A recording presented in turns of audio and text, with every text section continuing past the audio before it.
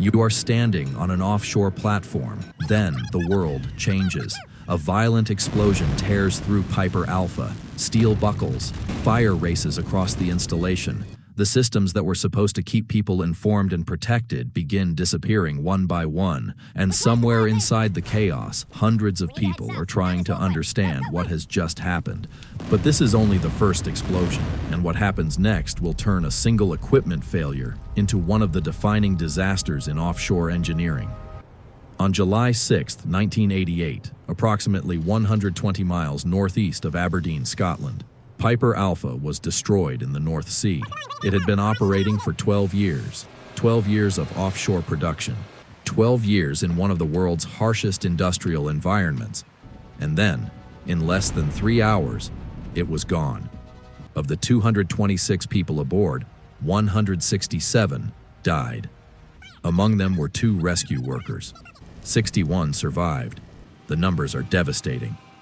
But the deeper mystery is technical.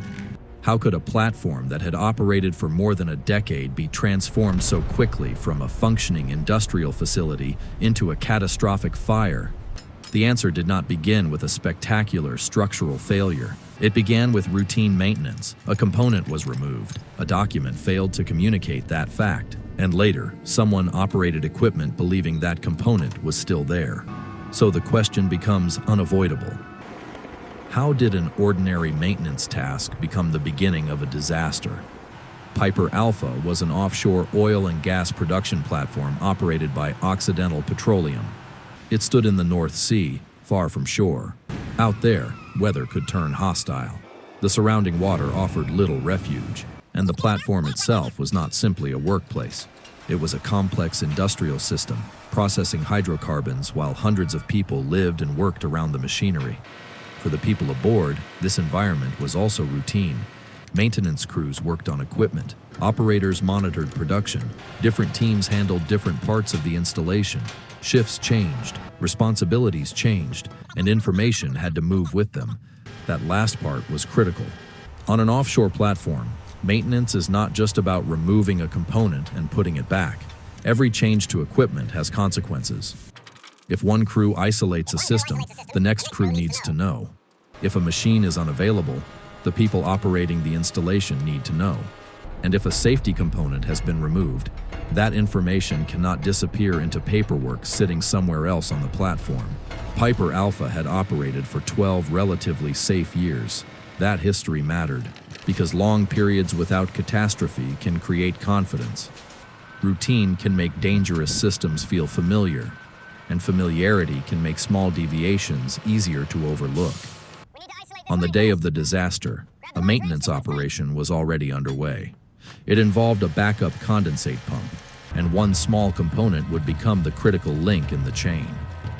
The maintenance crew removed a pressure relief valve from the backup condensate pump.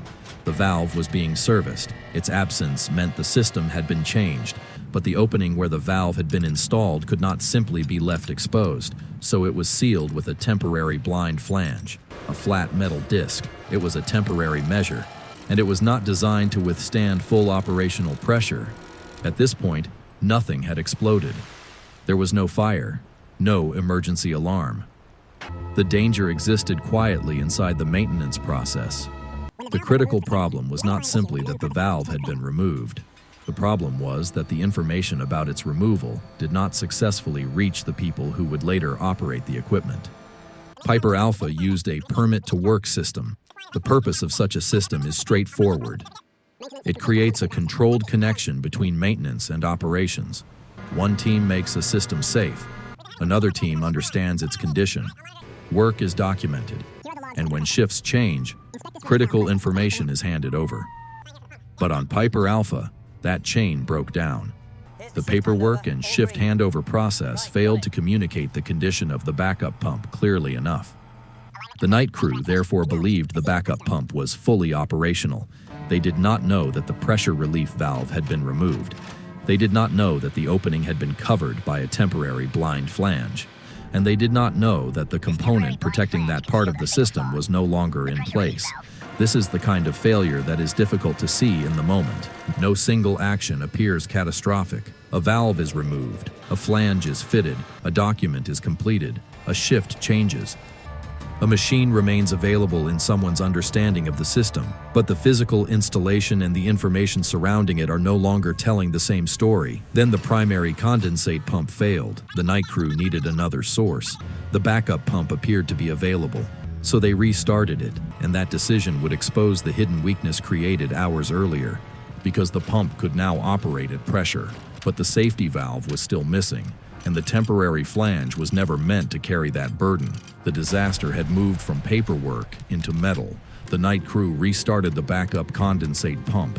Pressure entered the system, but the pressure relief valve was not there. Instead, the opening was sealed by the temporary blind flange. It was not designed to withstand full operational pressure. The flange failed, and suddenly the system was no longer containing the process. A massive gas leak followed. The released gas ignited. The first explosion tore through Piper Alpha. What had been a localized equipment problem became a rapidly expanding fire, and then another protection began to fail. The platform's internal firewalls had been designed to withstand fire, but they had not been designed for the overpressure produced by a gas explosion. The initial blast therefore damaged the very structures intended to contain fire within the installation. The distinction was critical. A fire can sometimes be contained. An explosion creates pressure, and pressure can destroy containment before a fire has even had time to spread. As the platform's structure and systems were damaged, another essential safety system disappeared. The public address system was destroyed almost immediately in the initial blast. That meant the people aboard lost centralized evacuation instructions. They also lost centralized information about what was happening and where they were supposed to go. For hundreds of people, the platform was no longer a single coordinated workplace. It was becoming a collection of isolated spaces inside a burning structure. The original equipment failure had already become a fire. The fire had become a structural emergency. And now the people trapped inside were losing the systems needed to coordinate their response. The disaster was no longer about whether the initial leak could be stopped. The question was whether anyone could still escape. After Piper Alpha was destroyed, investigators faced an extraordinary problem. The physical evidence had been devastated by the disaster. The platform that had contained the equipment, paperwork, machinery, and people was no longer an intact workplace. So understanding what happened required something different. Reconstruction.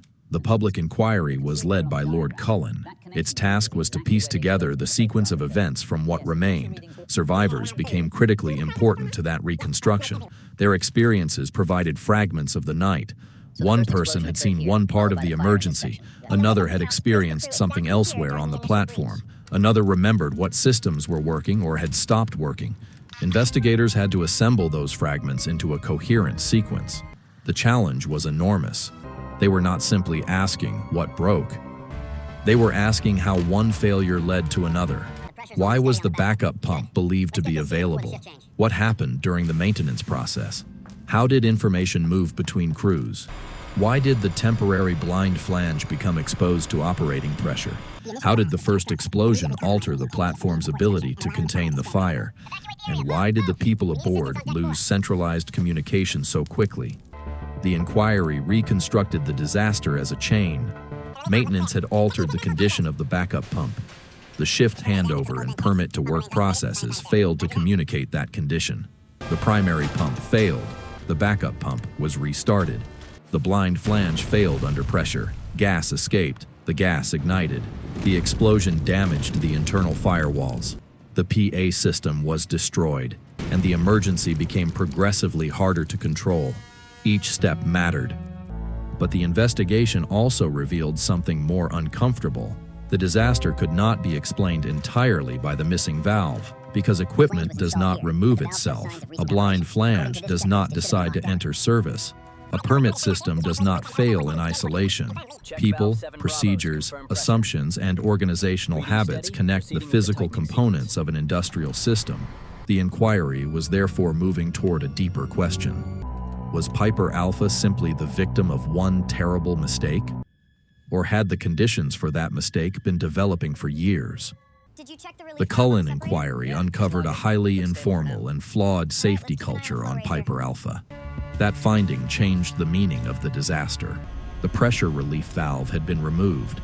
The paperwork and handover had failed. The backup pump had been treated as operational. But beneath those events was a system that had allowed critical safety information to become unreliable. And then came an even more disturbing discovery. A previous fatal incident in 1987 had already raised serious concerns about the permit-to-work system. The warning existed. The danger had already been demonstrated, but the problems were not adequately addressed.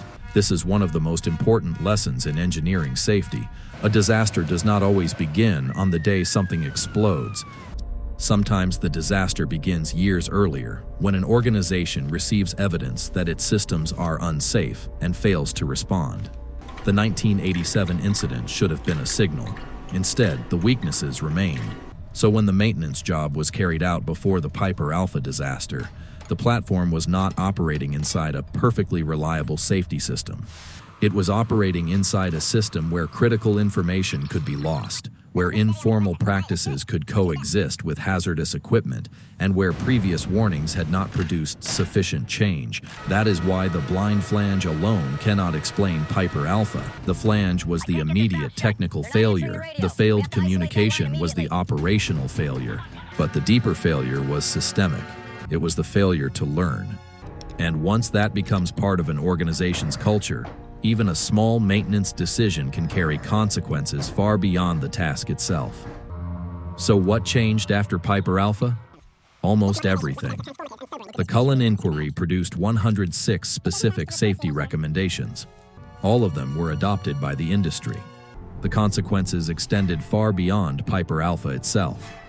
The disaster helped revolutionize offshore safety in the United Kingdom. It contributed to the birth of the modern safety case regime. The central idea was profound. Safety could no longer be treated simply as a collection of procedures sitting beside the real operation. Operators had to demonstrate that major hazards were understood, that risks were being controlled, and that safety was being managed as a fundamental part of the design and operation of offshore installations.